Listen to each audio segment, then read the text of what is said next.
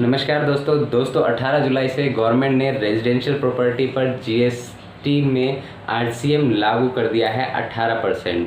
और ये changes government ने 18 जुलाई से परमानेंट लागू कर दिया है और इस पर बड़े सारे लोगों की बड़ी सारी कन्फ्यूज़न है, तो इसीलिए मैं आपको इस पर एक्सप्लेन करने वाला हूँ पूरी चीज़ें। तो प्लीज़ वीडियो में लास्ट तक बने रहिए और चैनल को सब्सक्राइब ज़रूर कर लीजिए। दोस्तों, सबसे पहले आरसीएम है क्या? एक्चुअल में आरसीएम का फुल फॉर्म है रिवर्स चार्जेस मैकेनिज़्म।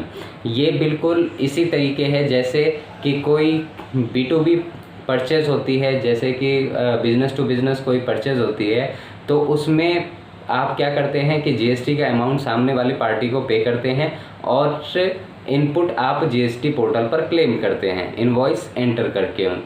तो इसी तरीके से रिवर्स चार्जेस मैकेनिज़्म में गवर्नमेंट ने क्या किया हुआ है कि आप रिवर्स चार्जेस मैकेनिज़्म के थ्रू गवर्नमेंट को पहले आप टैक्स पे करेंगे और फिर उसके बाद आप उसे रिफ़ंड लेंगे। तो सेम प्रोसेस है, बस ये है कि गवर्नमेंट ने थोड़ा इसे ज़्यादा कॉम्प्लिकेटेड बना रखा है और ये गवर्नमेंट ने इसलिए बना रखा है ताकि वो सारी चीज़ें जिन पर जीएसटी नहीं लगती हैं उन पर जीएसटी लगाया जा सके। हालांकि ये सिंपल और सीमलेस नहीं है जैसा कि मौजूदा गवर्नमेंट ने वादा किया था। हाँ, पर ये है कि ये इसका प्रोसेस बिल्कुल उसी तरीके से है जिस तरीके से आप सामने वाली पार्टी से कोई सामान परचेज़ करते हैं और जीएसटी का इनपुट लेते हैं और जीएसटी का अमाउंट उन्हें पे करते हैं और जीएसटी का इनपुट पोर्टल से लेते हैं। ठीक इसी तरीके आप आरसीएम में भी जीएसटी का अमाउंट पे कर देते हैं पहले गवर्नमेंट को और फिर उसके बाद अपने रिटर्न में उसे रिफ़ंड लेते हैं।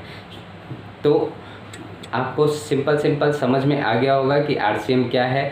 और मैं आपको बता दूं कि गवर्नमेंट ने फ़िलहाल चेंजेस क्या किए हैं। गवर्नमेंट ने 18 जुलाई से चेंजेस ये किए हैं कि जो रेजिडेंशियल प्रॉपर्टी एक रजिस्टर्ड पर्सन जो भी रेजिडेंशियल प्रॉपर्टी रेंट पर लेता है उसे उस पर रिवर्स चार्जेस मैकेनिज़्म पे करना पड़ेगा अगर वो जीएसटी का बिल नहीं रिसीव कर रहा है। और जाहिर सी बात है कि अगर आप किसी इंडिविजुअल से रेंट लेते हैं तो आप जीएसटी नहीं रिसीव करते हैं उनसे, तो आपको उनके बदले में जो रेंट ले रहा है वो सामने वाली पार्टी के बदले में जीएसटी अपने पोर्टल पर दिखाएगा रिवर्स चार्जेस मैकेनिज़्म के थ्रू और फिर वो उसे जीएसटी रिटर्न में रिफ़ंड लेगा।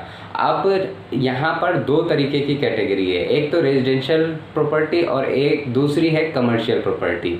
अब इसमें आप मैक्सिमम लोग ये कंफ्यूज हो रहे हैं कि ये चीज़ें जो है वो कमर्शियल प्रॉपर्टी में और रेजिडेंशियल प्रॉपर्टी में दोनों में है, लेकिन मैं आपको बता दूं कि ये सिर्फ रेजिडेंशियल प्रॉपर्टी में चेंजेस किए गए हैं, कमर्शियल प्रॉपर्टीज़ में कोई चेंजेस नहीं किया गया है।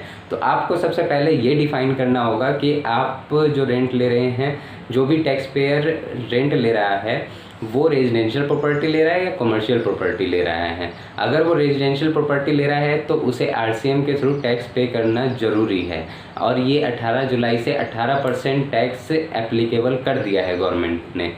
तो और जो कमर्शियल प्रॉपर्टी है उस पर अभी कोई चेंजेस नहीं किए गए हैं, उस पर कोई आरसीएम अभी लागू नहीं किया गया है।